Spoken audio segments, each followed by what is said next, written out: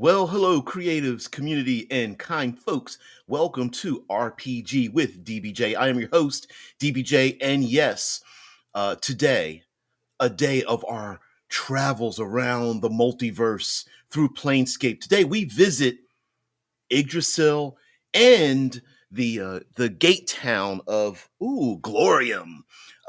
For we get a little bit exciting here, exciting stuff because today um, we get to visit the Norse paradise, right? We get to see visit a plane that is in between chaotic good and chaotic neutral, and basically all battle. So we get to delve into that and try to find some nuance in it, especially if your players want a little bit more social, explorative interactions and things like that. So let's get into it. All right. So as we've been doing our travel log around the various planes of existence, of course, we have to talk about the gate town. That is the one in the neutral plane, and that location is known as Glorium. And then, of course, we have to talk about the plane it's attached to. The Glorium's just a little bit of a slice of it. The rest of it is an entire plane of existence known as Ysgard. And of course, um, you know, the idea that it's not quite Norse, or they've tried to make it not very Norse god-ish, Norse mythology and such. It's a very thin veil. It's extremely Norse gods, Asgard, Thor, Odin, the whole nine yards. Everything and everything Viking, from your barely historical television shows to the extreme documentaries based around Viking society and such. Think of all of that mixed together, and then you start adding in frost giants, fire giants. Yeah, it's very thinly veiled. Now, I will say, because we're role players, we're creators, and the people who created Planescape, they had to get their a creative energy sparked from somewhere, and what better version of it. Now, I in hindsight, maybe, yeah, oh, definitely, like when I even said super thin, yeah, Shice is like, yeah, thinly veiled, super thinly veiled. All right, yeah, absolutely. Now, I think, definitely trolls, giants, elves that are truly elven, dwarves, elves that are half spirit, half fey in the truest sense of the word, dwarves that are literally born from rock, goblins that are very fey-like. I'm sure would exist here. I think in hindsight, it would have behooved the role playing community and the creators for Planescape to kind of like pick some other cultures. And like, if you're going to pick one, you might as well deep dive into it. But at the time, our access to information and the energy involved in doing it, I think it could have been spread around a little bit more. And mind you, they've made attempts over the additions to try to add in other things. Like, for example, Bast from the Egyptian mythology is a deity that lives here and has her own little section. But I think it could have been. I think they could have used a little bit more, and a little bit more generalities. And it does state in Glorium that in the great halls of the great warriors, you will see weapons from cultures from the multiverse, right? Iron fans and butterfly knives and wicker shields and kapingas and things like that, right? So yeah. Shai says, to me, the idea of shoehorning Greek and Norse gods into an outlandish, okay, here we go. Outlandish fantasy setting like Planescape is cheesy and maybe a sign of lazy writing. Well, yes, but it's been done before. The entire Conan series is a thinly veiled travel log of the ancient world, right? So if you look at Conan and the stories written about Conan, he visits ancient Greece and ancient Rome and ancient, like, So I think it could have been altered just a little bit, especially because you know, battle is part of fantasy, right? Like you could very easily go, what cultures have their warriors, match them up with the mythological monsters and beasts and challenges that that culture has, and then boom, you're done, right? Because that's exactly what.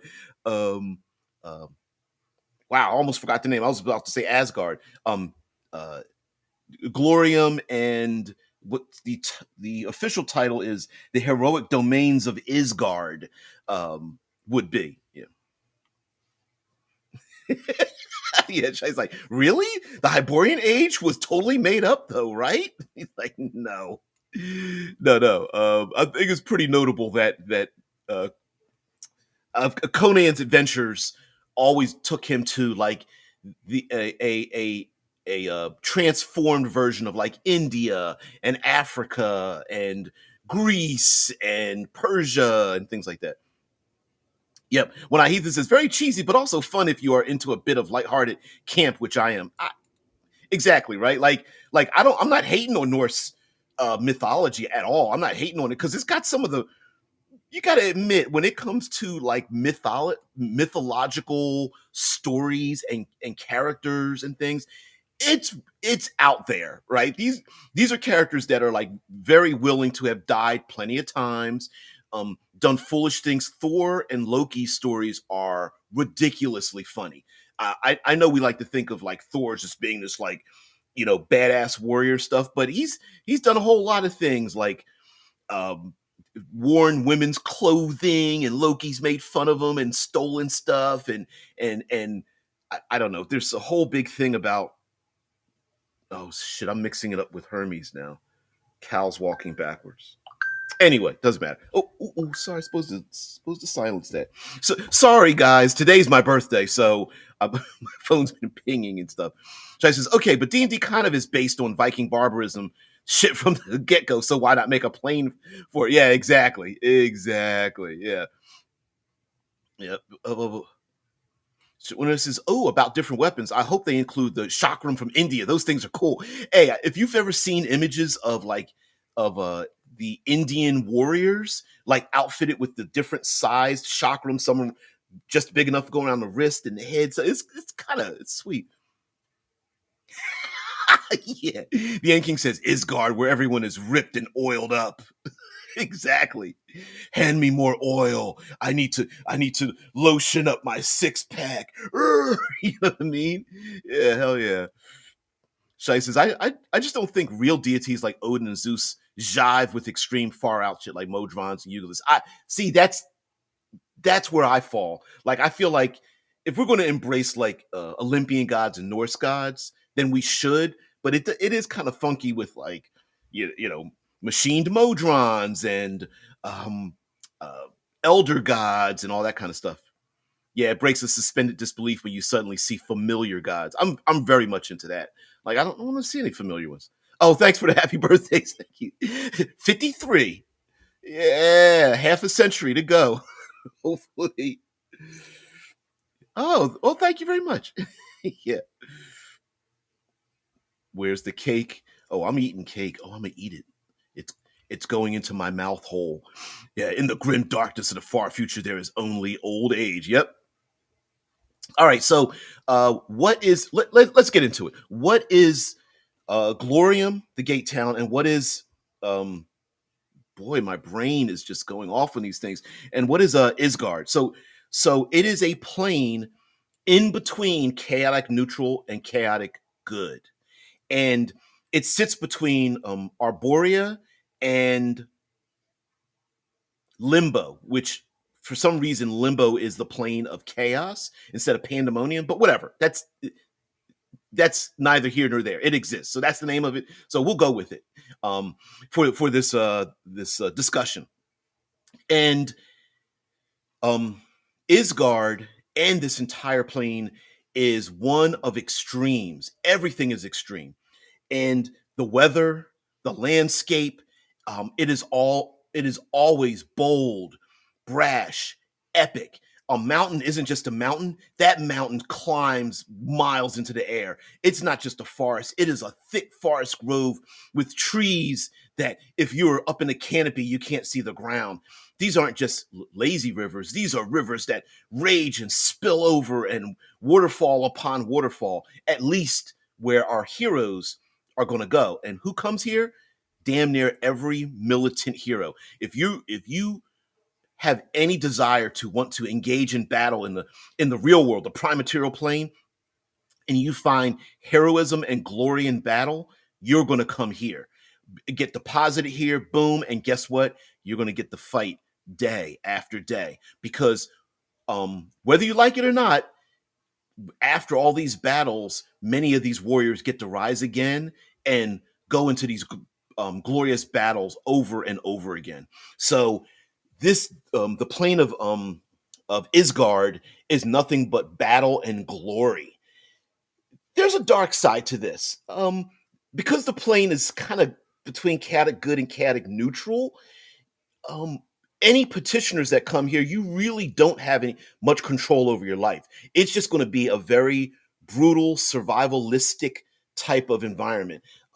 There's not much organized trade and industry here because it's very much uh, it's very much testing the boundaries of human endurance and willpower and of skill in weaponry and fighting and wrestling and things like that. So yeah, are there people who are here who aren't battle hardened? Yes, but few and far between. Even your lowly servants and even the enslaved that break free to then become warriors to fight against other people that come here. Everyone here has a weapon and probably knows how to use it. Now, they may not be the greatest warriors in the world, but if you've survived here long enough, your zero level humans are probably a good um, pretty skilled NPCs, if not first to third level. Most of your warrior types, your fighters, rogues, barbarians, rangers, heck, a couple of I'd throw in a couple of clerics and druids in there as well. Absolutely, being able to try to survive in this kind of in this harsh realm. When it's wintertime, the snow falls for weeks, probably months even. When it's summer, it blasts the landscape. When it's windy, it can rend flesh, that kind of thing. And the few places that are habitable where you can survive are the places of respite, where you can gain rest and relaxation. And even those realms, I'm sure, are battled over constantly. But if you can get there and you do find a safe place, it's basically storytelling time. It's a time to sit in front of the hearth and sit in front of the hall as tables get moved away and people dance and sing. Stories are told. People beseech each other to try to get war bands to go back out and fight again. Legends about great monsters are out there, and the cycle just keeps continuing. Let's see. What you guys. Drew's like, remember, the cake is a lie. Oh, no, it isn't. Not if it's in my mouth. It isn't. Shai says, only 53. You can retire in 3 years? That must be Elysium right there. Yeah, I started working very young, luckily, but I will have worked 35 years in my job. So, an investment of time, let's say, if not some brain cells dying along the way. Ugh. Shai says, can you meet Jotuns and Glorium and or Ysgard, even though they aren't good? It basically says yes. Um, I it, the way this comes across, and this is another weirdism that I kind of like about Planescape. It doesn't mean that the people that come here are chaotic good and chaotic neutral. It's a plane of chaotic good and chaotic neutral, if that makes sense. So I think it's so chaotic, you're going to get a smattering of all the alignments through from player characters to NPCs to monsters, to adversaries, to enemies. I think they just all get dumped here as long as they have a relationship with or a desire for glorious battle.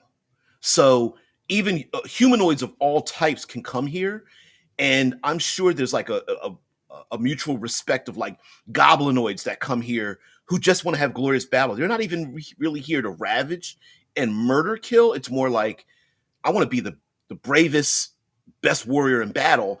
Boom, there's a clash, and then even before, after the battle, they're like shaking hands with the humans and the dwarves and elves. Like that was awesome. I'll see you tomorrow. Yeah, sure thing. Right. I think there's quite a bit of that, and I think the extremes of alignment that come here end up either getting expelled out very quickly or finding out that that sticking to your ethics and morality here that doesn't align with chaotic good, chaotic neutral kind of is going to get you probably murder killed pretty quick. If you're lawful good and you're just all about like the rules and honor, people are just going to roll over you. If you're chaotic evil and you're just about the backstabbing and you're not um, giving honor to those who died in battle or the stories or things like that, you're going to get murder killed very quickly as well. I even think if you're lawful evil, you're just you're just not going to fit in at all. It's going to be pretty hard. Yeah. Was Jim Morrison this alignment chaotic neutral good? Yeah, it could be all the above, right? Let's see. The End King says, let's be honest. Groom should be able to travel here, even though he's evil. He fits way too well. I think I agree with that. I think a lot of the the deities or the avatars of the humanoid races, right? All the giants, all the goblinoids, and all the in betweens, right? Trolls, two-headed Ettins. Trying to think of some other cyclopses and things like that. I think they all probably can either, if this isn't their home, they probably come here as well. I could see a lot of people getting recruited from here too. When I Heathen says, so Glorium has slaves? Aren't they chaotic good? Seems chaotic good societies would hate slavery. I this is just from my personal opinion. Um, I feel like okay, let's see if we can separate the two. Um, Ysgard is the actual plane of existence, and Glorium is the gate town. And I could see warriors of different alignments coming here bring up the slavery issue, the torturing issue, the backstabbing issues, the more darkly evil aligned, the neutral evils of the world that come here. I think they would come here either because they think or desire for glory in battle, and maybe they have like a bad habit they're trying to get rid of, or they get dumped here anyway, and then the chaotic goodness of the realm shines through, and those people get brought out into public squares and stuff, and then they get their asses beat because of what they've done. So while you guys know this has always been an issue with me in terms of like getting to the getting to the end of the equation is fine, but the adventure is getting to that point, right? So if everything and everywhere was always chaotic good and chaotic neutral, then there is no dynamism, right? There isn't any drama. I think this plane is kind of a dumping ground to find testing grounds for like are you really a warrior out for glory or are you not? And so I think some of those individuals that might live that way or like having slaves or torturing enemies that have fought in battle or something like that, that others would look at them and go like, oh, that's not really a good way to do things here. And then eventually, at a certain point, it would just rear its ugly head. An example would be making an oath to comrades in battle and then breaking your oath. Like, is that chaotic? If you break oaths and promises, is that chaotic? Maybe, but is it a good thing to break an oath and let your maybe comrades in battle suffer when you should have been there for them? And then I think that push and pull, like in all the various Viking shows deal with that. Like, do you follow the rules and keep your honor, or do you break the rules and survive another day? And with a brutal life like that, I could see cowardice being a thing, the capture and enslavement of other individuals, and then other members of your own survivalistic party looking at you like, dude, that's not a good thing. And it's like, yeah, but we need them to build structures because of the last storm that we had and stuff like that. So, yeah, yeah. I think that push and pull is the crucible that forces the beings who are able to live here and find it fun to basically be murder killed over and over again for eternity.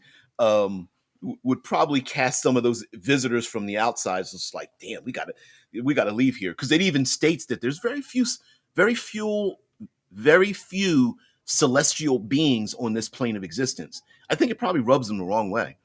One Eye Heathen says, I think extreme weather would be a fun element to the game. Oh, this that oh, my sweet spot. You guys know I'm the I've appointed myself to be the third pillarist of the tabletop role playing community, and no one's knocked me off my pedestal yet. I'm still waiting for that to happen.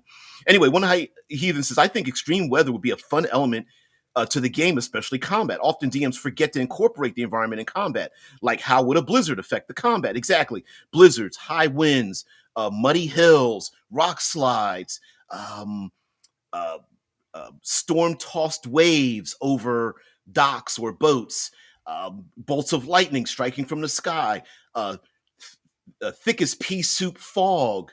I mean, and you can keep going on and on with the natural environment, torrential rain, and those kind of things. And you could come up with a number of rules, which, side note, having written a number of cinematic environs books, pretty much using the fifth edition rules, but you could use them for anything else.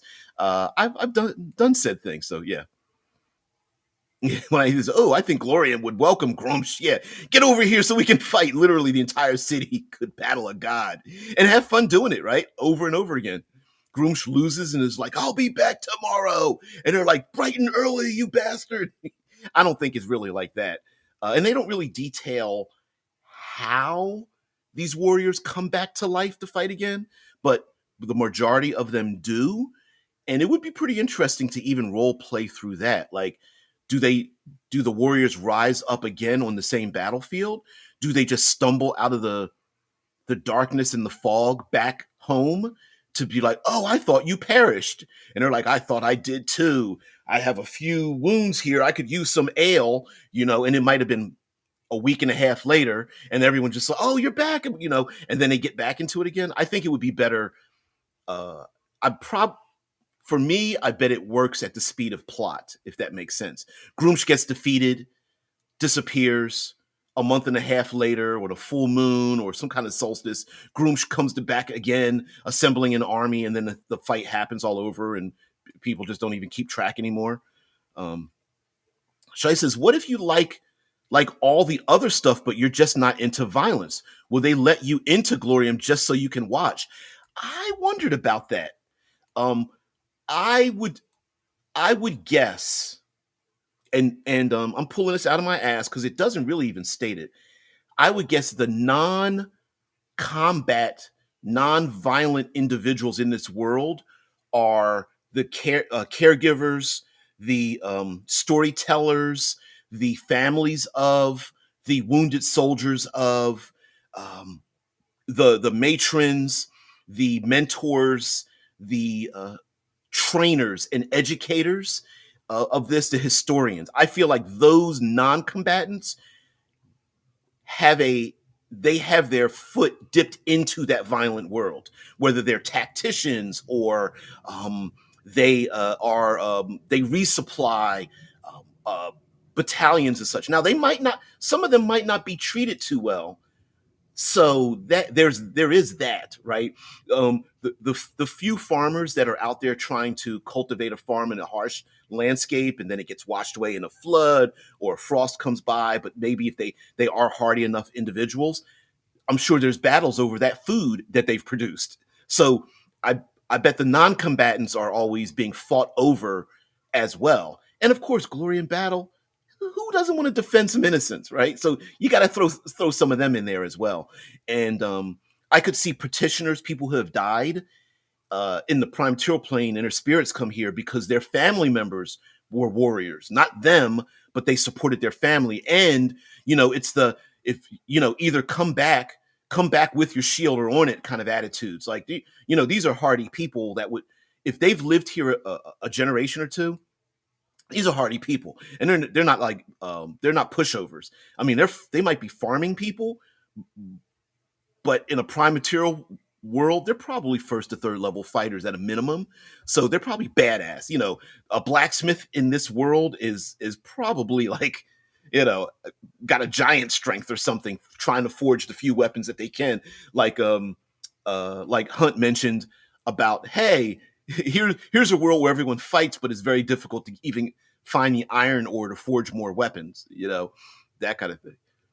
The End King says this place is about endless combat, right? You can't be He-Man without a Skeletor to fight. Exactly. Yeah. Yeah, exactly. I agree with this comment too. Like Heathen says, yeah, some voluntarily submit, and if they are an adult, fine and dandy. But slavery is at the bottom force. Not sure any happiness under that condition can be genuine. What I would feel, and this is just from a storytelling point of view, not the ethics and morality of it, that capture enslavement thing is a churn unto itself. Great warriors get defeated, they get captured, chained up, taken to an encampment. What do? They escape. They through the through sheer willpower and determination, they escape their bonds, fight against the enemy, grab a weapon, take them out, and then stories are told about their escape and defeat of the giants that captured them, that put them in chains and kept them in cages that they hung over their shoulders. Like, it's the churn of the battle, of the winning and losing, because it's not just battle. What happens at the end of the battle, or what is the purpose of the battle? Now, much of it is storytelling, to have people say like, before I die, write great stories about my deaths or something. And someone says, I will. And they run and flee, to then be, chastised about fleeing from combat. But then someone's like, they told me to come back and bring back the sword of the ancient blah, blah, blah. And it's this churn of stories, and the crucible of fighting against a person's inner guilt, or determination, or skill in battle, and not being strong enough to then be forged to be strong enough to maybe educate the next group that comes along, or something like that. And King says, yeah, that's a good point. Maybe they allow some people to take slaves so others can have the challenge to free them. Exactly. And listen, I bet over the millenniums, they've probably done it to each other over time. Maybe they've forgotten they've done it, or they keep doing it back and forth, right? Like, it's like, I caught you last time and you escaped. These chains are going to be around your neck and wrists. Far in other words, is like, never, I'll never submit to you again, right? So I think there's probably a lot of that as well. Shai says, 3 hot to the cot. Sometimes mead, because chaotic good. Yep. Minimal lashing, and you're golden, fully entitled to ownership of fellow beings, of sentient minds and souls. Or, like as was mentioned, maybe there is a submission of sorts. You defeated me, so I'll go to your camp, right? Like, it could be that kind of thing. Or, and this is horrible. Here we go with the problematic issues of Planescape that I love. It could be that could the capture and mistreatment of enemies could be considered an acceptable form of treatment, because it is the thing that is the crucible to make the person the better, right? And the chaotic goodness of it is an honor from the other side, that you are willing to take the mistreatment, if that makes sense. What's a good way to describe it? Um, if you've ever watched military training, documentaries about military training, Buds, Navy SEAL, Rangers, whatever, the leadership there mistreats the people that are being trained. You're running around without gas masks, and there's tear gases. They do for Buds and Navy SEAL, they do the training in the pools where they have to um, drown proof the individuals to the point where some of them pass out underwater trying to survive because they've got like the Velcro wraps around their hands and feet. They are being screamed at and yelled at, and being forced to carry heavy loads. And behind the scenes, they're going to be a great warrior. Where I remember seeing that in a documentary where there was one of the soldiers training for buds. The whole point was they had to run across the beach and be there first. And what he would do is he would run to the end of the line to push on the back of the person in front of him to get his group to try to get there faster. The problem was with gentlemen running to the back, he was always last. And the military establishment was screaming at this dude like, "You suck, you're the last person here, blah, blah, blah," beating his ass. And then they go to the camera and go, he's going to be probably one of the best leaders we've ever had. Like, hands down, this dude, he's willing to embrace the suck. And so I think Ysgard and GLORIUM and that kind of place is like embracing the suck. Could you imagine a warrior coming back with like leeches on their body and whip marks and coated in mud and blood, and like there's like teeth still sticking in their arm, and they've got like a broken leg, and they come in dragging like a couple of dead bodies with them and everything, and everyone's like, "What the hell?" He's like, "Lost my weapons and armor. I know I'm naked, but killed these dudes." And everyone's like, "Damn, like you were a badass," right? And it could have all been like, "Yeah, I had to break the chains, I had to swim through the muck, and then I had to climb this mountain, and then a big flying creature grabbed me by the ankle and flew me somewhere and dropped me in this pit, and then I had to fight a creature there, and you know what I mean? And I had to grab, I grabbed their arm and ripped it off and used it as a club." And so I think a lot of these stories would probably be told in this kind of realm where it's a complicated, like, you know what I mean? Like, you get the slow clap from the goblinoid, chieftain, like, "You're bad. Yeah, yeah, you're a badass. We'll probably share a meal at some point." Like, the person's escaping, "Not today." But okay. But my co-hosts here have to say, my theory is that they don't have any kind of alignment testing. And if you have great packs, they'll welcome you in anyway. It's only your behavior that gives you away. Exactly. I mean, listen, I bet the ooh, would bring out like the cowardice, the honor. I think a lawful good person would survive here a little bit longer than we would think, but at a certain point, you're gonna have to like break the rules. The idea that a lawful good person is like, "No, we're going to share the food equally and stuff," and the cat of good people are like, "No, the warriors eat first. Those asses that don't fight, they can get scraps. They're fine. They're back here. They're safe. We eat first." And lawful good person, I don't think that's right. Like, what's right or wrong got to do with it? We need to get our strength because that army's going to those hordes are going to flow over the mountains any time now, right? GLORIUM sounds like a good place to test pole arms. You know what? When I first found the Dungeon Master's Guide, AD&D Dungeon Master's Guide, and all those damn German and French and Latin and such names of pole arms, I was just like, I was so intrigued. I was just like, what does this mean? It just boggled my mind. I was like, that, yeah. Find out if a Volge is more effective than a Bardiche, Bardiche,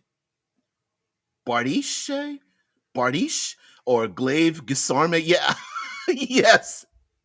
Oh, I for probably a dozen or more years, I just mispronounced, and even to this day, just mispronounce all the different pole arms. And I love the idea, like, well, some are used.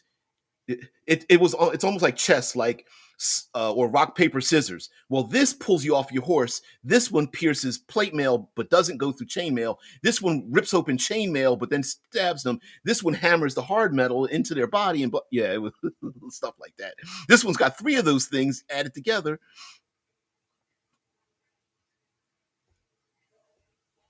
Yeah, yeah.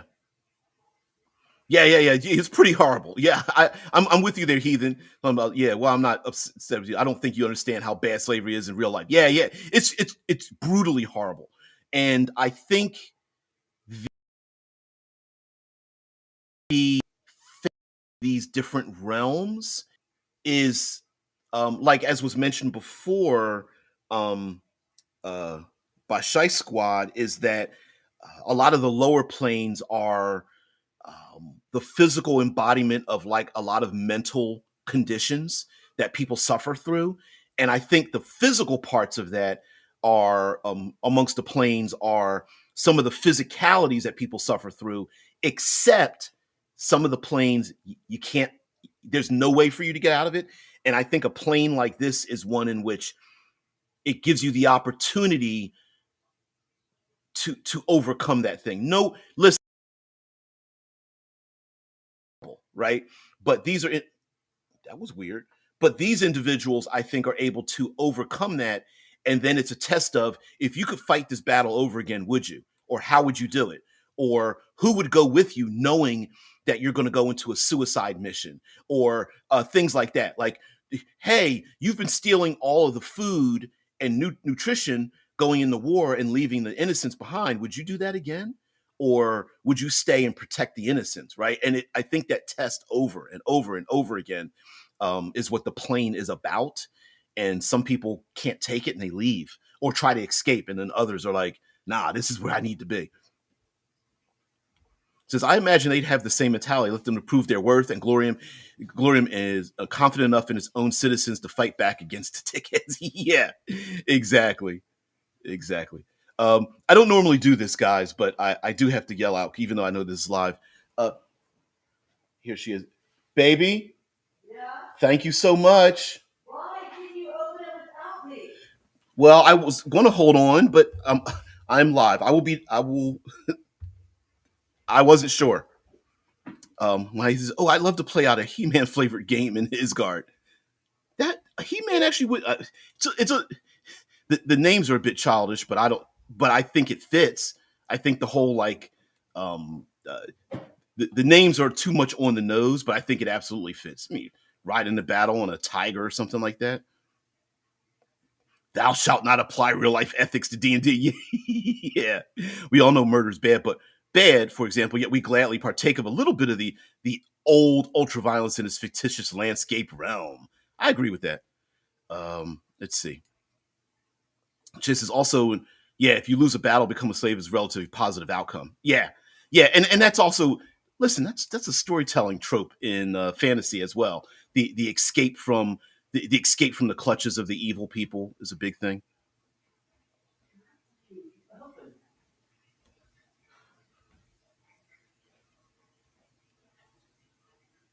Oh yeah. Well, I don't know. I wonder if the chaotic neutral part of it would allow it. But I listen. I wouldn't make an argument. I would go, I see your point there. Druce's military dehumanization is to remove the personality. That is thus something more of an order or lawful than chaos, right? And listen, not everybody joins war or battle for the same reasons. So some do it out of duty, some do it for the unfortunately the joy of it.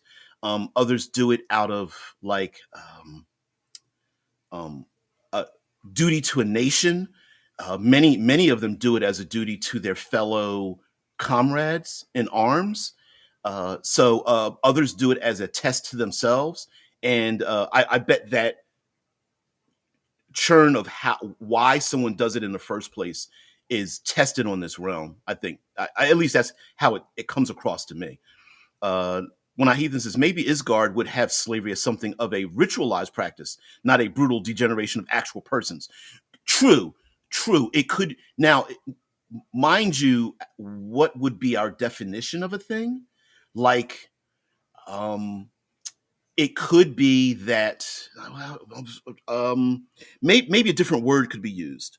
Um, for example, maybe there is a prisoner of war structure to this not structure, but like an acceptance of a thing, right? Oh, you've been the goblinoid chieftain, war chieftain with his lieutenants and stuff, and like you've been surrounded, and the gnolls are like, you're gonna come with us, and they're like, oh man, we lost, and it's like you're going to work gathering, doing hunting and gathering for us, because that is your lot. And the heroes are like, okay, fine, I get it. That's what we're supposed to do. But then they're of course working amongst each other, maybe trying to get weapons or overthrow the people that are trying to watch over them with their gnolls, with their crossbows and javelins or something like that, and then fight to fight again. Ooh, the Yanking says, when you say tactician, I'm trying to imagine Russell Crowe from Master and Commander in this place. Hmm. I could see. I love that movie. I could see that being a thing. I could see like an older warrior doesn't. I keep losing. Sorry about that, guys. Yeah, it keeps losing. Uh, uh, an older warrior leading other. I don't want to say younglings, but like people who aren't battle hardened. I think it would fit in. I think that kind of character would fit in, that kind of individual who's not, I mean, not so much raising the blade, but could fight, but is really teaching others, like, don't be fooled, it's a decoy, or we're going to take only 5 of us and sneak onto the island while we're on our ships or something, or things like that. Drew says, I would say chaos is more tribal warrior culture. That might also wear their scars proudly, but does not so in an organized military fashion. I would definitely agree with that as well. And maybe it's just super difficult to get a bunch of people to agree to what you want to do. Like a lawful person's here is like, listen, I got a book that if we just organize 200 people together, and they're like, you get your first 30 and it already starts to break down. People breaking ranks and running off, and I'm doing this for the glory, and everyone's just like, don't, we're supposed to hide. This is supposed to be a stealth mission, and things like that. Drew, yeah, when Heathen does say slavery, yep, is more a lawful than a chaotic thing. I think chaotic civilizations could have slaves, but it would probably not be a codified practice, more cultural, or maybe just very situational, right? Like, hey, I'm trying to think of something. Our people were trying to dig for ore to find iron and tin and aluminum and other materials, copper or something, to forge weapons, and it was a cave-in. We need people to dig them out and to get to the ore. This particular situation is one in which we need people to do this one thing, right? It wasn't a culturally accepted norm. It could be the gnolls again are like, we need to dig out our people because we think they're still down in there. We can hear them or smell them or something, right? Yeah. Uh, there is not a soul alive who knows the 100% correct pronunciation of all pole arms, or or the first edition weapons list. I would dare somebody to do that. Yeah, because there's a ton of pole arms during that time. Gygax had a hankering for a bunch of pole arms, and I didn't mind it, but it was kind of funny because you had all these tons of pole arms, and then you had dungeons, and you're like, wait a minute, this weapon is literally 12 feet long. I can't take a lance into a dungeon, you know.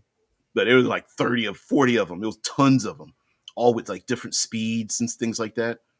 When I hear this says Ysgard might have cultural mores surrounding, slavery, like that beating a slave earns a master great dishonor. Yeah, it would be considered attacking the weak, and it might make strange bedfellows.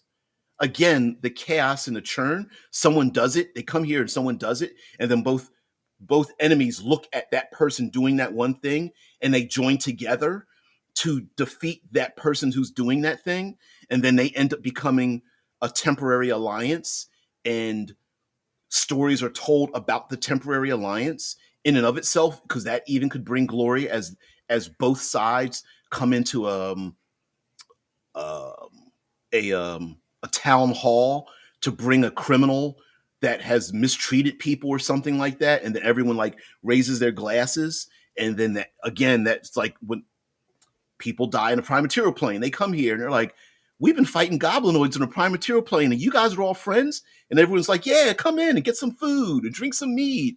You've never had orcish steak steak tartare before, have you?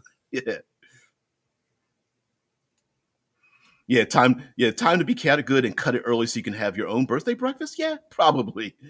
Yeah, maybe I'll do that. Yeah, old word. You mean grognards? Exactly.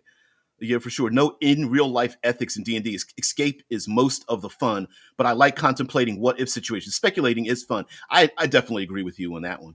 Now, to be okay, so to give you, we have to do some mechanics. So in Glorium, the gate town, it does say that there's a regional effects. One is destined for glory, and the other one is horns of battle. So under Destined for Glory, creatures in Glorium have advantage on death saving throws. And then in Horns of Battle, whenever a conflict of any sort starts in Glorium, a horn can be heard within 300 feet of the conflict's origin. And those two are pretty cool. The, it's a little ironic to have something like I'm about to read the comment in a minute. It is pretty ironic to have like death advantage on death saving throws in a realm where dying and coming back to fight again is part of Ysgard's thing. So okay, the advantage in death saving throws might be seen as a lesser thing, because the warriors keep trying to kill each other and they aren't dying, and it might be more advantageous, small a, for a warrior to die in battle, knowing that it's very difficult for them to do so. Which this also brings about the fact that it could be designed for players to constantly be churning in battle, getting back up again. The yo-yo, it could be embraced. The mechanics of a character dropping to 0 hit points to just be raised up again with a few hit points to fight again, the fall to fight back up again. And we all have we've heard about the immersion breaking of the yo-yoing of a player going, oh, they fell down, they're unconscious. No, they're back up again. No, they're down in a couple seconds. Oh, they're down, they're back up again. In this realm, it's probably looked at like, oh, it happens all the time. And there could be a number of NPCs, not that they even have to make death saving throws, but it could be even monsters. Maybe you just give death saving throws to monsters as well. And it's like, oh, we thought we put them down. And the old hags, trolls, and two-headed giants and cyclopses that have been drinking her hag's milk or something keep coming after the player characters, and it keeps churning over and over again. I like that idea. When I hear this as grognards, those who played in the days where DMs and players did have an adversarial relationship. Yep, I'm glad many of us have grown past that. But if that's what people enjoy, let them go nuts. I hated the adversarial dungeon master stuff, because it was always like, I don't know, back in the day before the online breadth of the game happened, I knew a guy who wanted to take out his own psychological issues on the rest of us, and we just rolled our eyes all the time. It was just like, you beat my monsters, and I'm like, technically that's what we're supposed to do. Otherwise, there's no game, right? So percentage wise, if you really think about it, if players are pretty smart and creative and together, they should be defeating the things in front of them. They should be navigating around and through traps. They should be surviving the elements, if not sacrificing some of their goods and abilities and having to balance their resources and things like that. But overall, it's designed to be a survivable game if done with great passion and storytelling, and great being very lucky with rolling numbers and things like that. So yeah, Drew says, great, now I imagine a troll after Homelander from The Boys. the licking ASMR drinking. Oh, Homelander, that actor. Oh, he just portrayed such an excellent character. Excellent because we all hate him so much. There's so much. Whenever Homelander arrives in The Boys, there's so much tension, and I love it so much because the tension always rises when Homelander does that weird smile that doesn't go into his eyes, It's so great. It's so great that that actor is able to portray that. They picked a perfect guy. One-Eyed Heathen says, even before the online explosion of RPGs, role players were growing beyond that and learning to cooperate. I agree, albeit slowly. Looking at me this time. Troll ASMR, nightmare fuel. The troll getting close to the microphone. Watch as I lick the butt of the roach. Everyone's like, ugh. Anyway, so what are some other stories other than just true battle? I think it some here we go with a shotgun of some storylines. So I think a great story could be told with players coming here not being indoctrinated into what the plane is like, and then having to navigate through battles. Maybe they need to find someone who loves being here, is fully immersed, doesn't remember their old life, or remembers their old life and is like, no, I'm a better badass here. Could you imagine like a newbie nerdy wizard that died on a prime material plane, gets dumped here, and now they're just like all roided out now. They've got like armor on and a shield, and they've got the helmet down, but draped over their armor, they have their old tattered wizard's robe, and they're just like, yeah, they're going into battle. And maybe the PCs need to find somebody like the other things, find the MacGuffin, the person, place, or thing. Maybe there's a person they need to find who's a great warrior or tactician. How do they convince this tactician to leave Ysgard or even GLORIUM? They're hanging out in GLORIUM, to leave, knowing that that person is devoted to the small cadre of warriors they've been protecting this entire time, right? Many people in soldiers don't want to leave their comrades behind, no matter what the battle is about. It could be that the player characters are here to discover maybe there's a faction that has been recruiting some of the greatest warriors in the prime material plane from this place to what's the other plane? Acheron, trying to recruit them from here to Acheron or back and forth.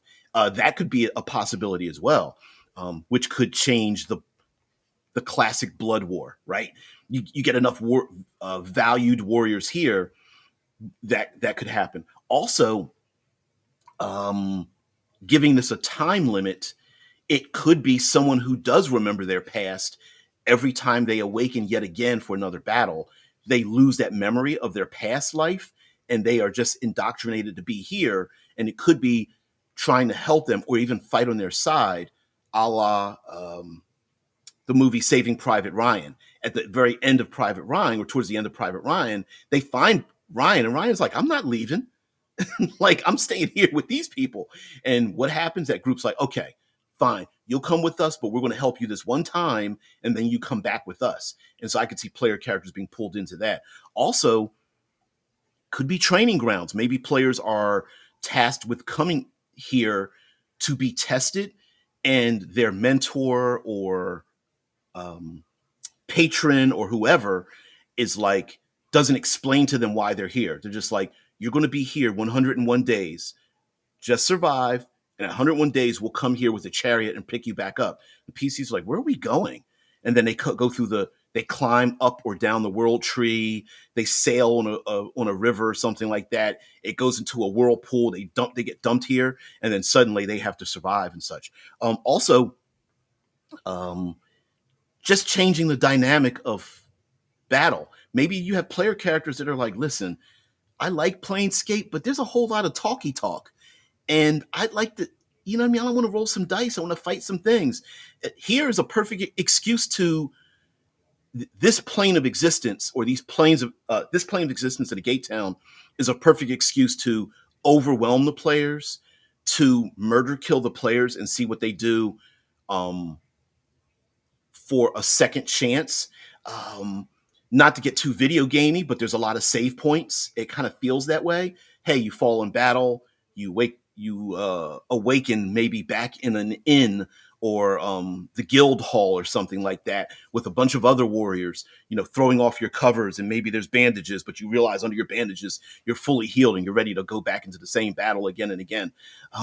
Also, the idea of the glory part of it, um, uh, telling stories, maybe doing things in a battle that's more performative and makes a more storytelling element rather than just what who has the better numbers for me to get a higher percentage for me to win in this battle.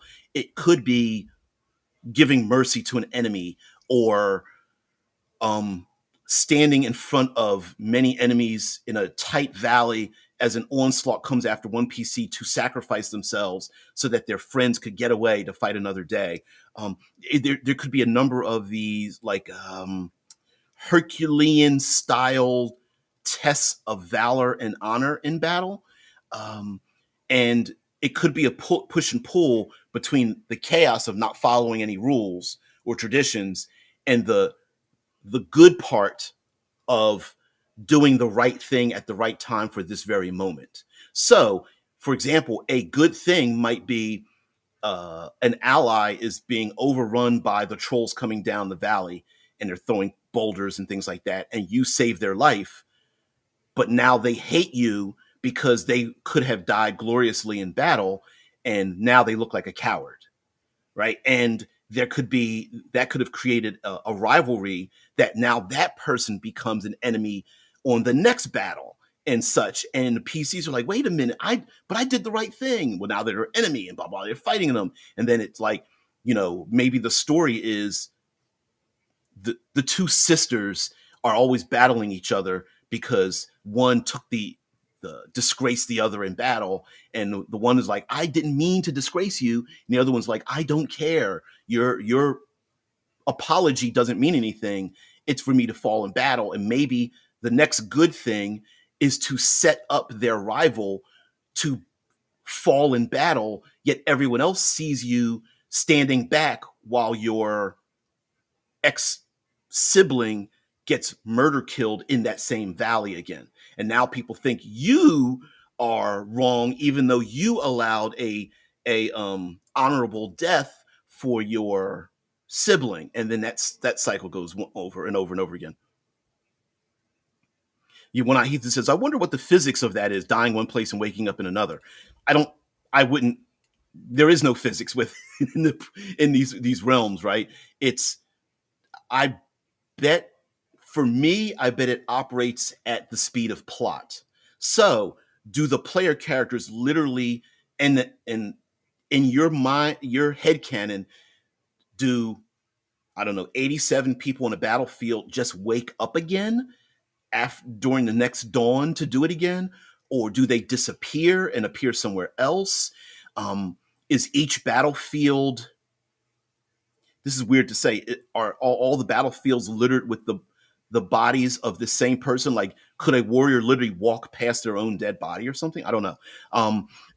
Do the is it like Groundhog Day, where the day resets and that battle, while people remember vaguely a battle happening, they can never go visit it again because the battle is happening. This is the 37th time that battle happened, or so. I don't know. I don't know.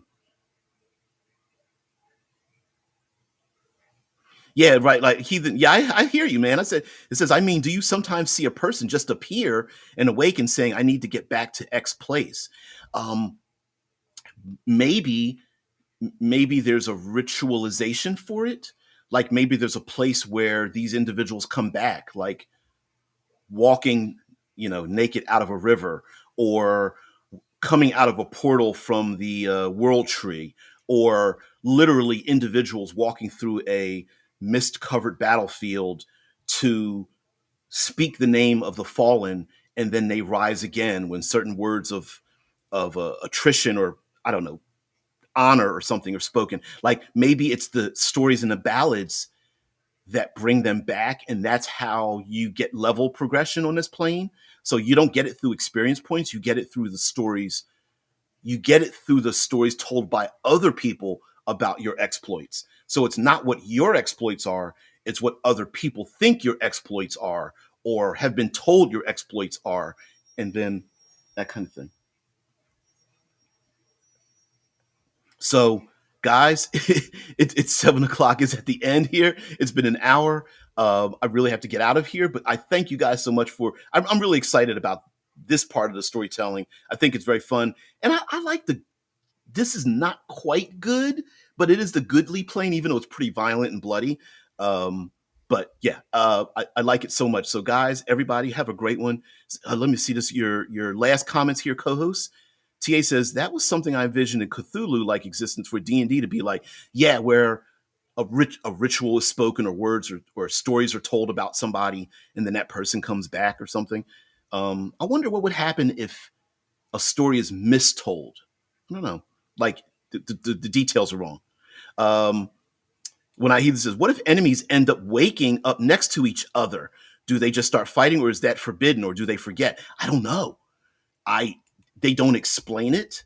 I suppose, could there be memory loss, or could there be a situation where enemies wake up and then though that group becomes allies, and then another group comes in along, and then that churn starts happening? I don't know. Or maybe they just uh, like automatons, they wander back to their homes to do it all over again. Yeah. When I hear this says, "Oh, I love the idea of progressing via the stories people tell about you." Yeah, it definitely has a it's highly impressionable about the glory of battle. So it's not just winning, it's the stories people tell about you winning. And I can imagine, instead of there being like angels on this plane of existence or something, I can imagine these people being air quotes larger than life, that a great warrior could advance to become a first level warrior, could eventually become a storm giant, right? They are the Odin, the Thors of this world. So they're not just mortal anymore. They become the embodiment of the great battles they did. George R. Martin tells stories about how the characters in the story hear of legends of other characters, even though those legends weren't real. So a a warrior with a hammer who says, "Man, that they struck that hammer in battle so powerful, it was like an earthquake," right? And no, it really wasn't an earthquake, but the story is told about them creating an earthquake. So now, as time is going on, this character has a hammer who gets to slam it on the ground and creates an earthquake, right? The story makes the hero. I kind of, I'm feeling the idea of like advancement. Maybe even enemies advance that way. The Lizard King is, used to be a lizard person, lizard man, low 10 hit points, whatever, it doesn't matter. The 13 armor class, nobody cares, right? But the Lizard King becomes a tribal leader, becoming dragon like and things like that. And stories get told about this person, and the PCs have to keep fighting that one over and over again. So yeah, figure out what the entity wants, then figure out what they want to do. Thank you very much. Happy birthday. Hope your next fraction of eternity is a good one. Thank you guys so much.